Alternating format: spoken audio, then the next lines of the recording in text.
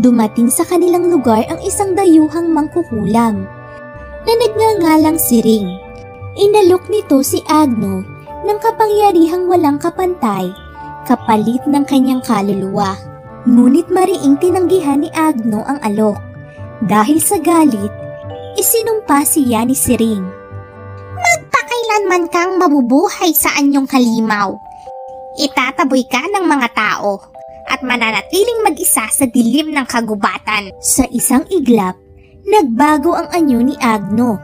Lumaki siya, nag-itim ang balat, at naging mabagsik ang anyo. Sa takot ng mga tao, pinalaya siya mula sa nayon. Tanging si Liwayway ang naniwala na si Agno ay nanatiling mabuti sa kabila ng kanyang itsura.